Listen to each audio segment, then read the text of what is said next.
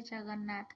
सकाल सकाल आग माठे उठिकी पानी भर दौची टिके थंडा हो पानी पीवाई दिन सारा भल लगे। एते डस्ट उड़ूची जिते भी आप झड़ा पोछा करूँ 4-5 घंटा पर लगे जे गोटे लेयार बसीगला परिका। टिके आज काम कम थिला भाविली टिके झड़ा पोछा करदेवाई से टिके डस्टिंग करदौची।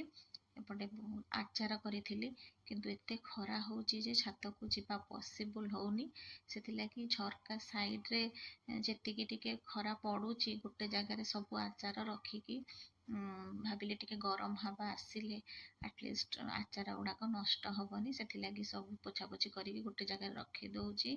एपटे दही टिके बसई दौची जुआ पकईकी क्षीर रे खरा दिन किए भी घर को आसतु गेस्ट दही सरबत हो कि लेंबू सरबत हो देदेले टिके रिफ्रेश लगे। डेली झील भी टिके डेली पी भल पाए स्कूल आसला पर दही सरबत। एपटे क्षीर देकी जाइए क्षीर टिके बसई दौची पकुड़ी छाणी से पियाज टिके काटिकी रेडी करके रखी दौची। एपटे क्षीर एपटे भेंडी आलू भजा बसई भजा हो सारा पर पकुड़ी छाणी। झील आसीगला मंगला पूजार जो पणा ताको बहुत भल लगे आसिक खाऊे। ऑनलाइन क्लास स्टार्ट हो जल्दी जल्दी व्यस्त पकुड़ी रेडी कर दौची। किंतु भृसंग पत्र जेहेतु ना गोटे छोट बालकुनी रे लगे भृसंग गछ से टिके आणिकी पकईदेली टिके भल स्मेल हवा लगे। एपटे दही टिके छुंक करदेवाई रेडी करुच्ची कहीं एते गरम होची डाली डालमा किसी भल लगुनि खायापाई छुंकटा करदेले टिके रिफाइंड जीरार छुंक टिके दे दौची गोले की भात रे खाइबापाई।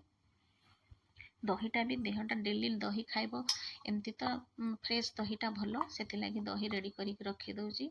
एपटे पकुड़ी छाणियापाई कड़े बसई देची पकुड़ी गरम गरम पकुड़ी भात सांगे भल लगे।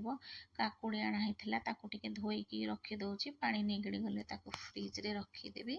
एपटे मोर लंच थाली रेडी हो गला जेहेतु ताहार ऑनलाइन क्लास हाथ रे खाई परिबनी ताकू खुआई देवी चलिली। भिडियोटी भल लगी आपण लाइक करेंगे शेयर करेंगे। धन्यवाद नमस्कार।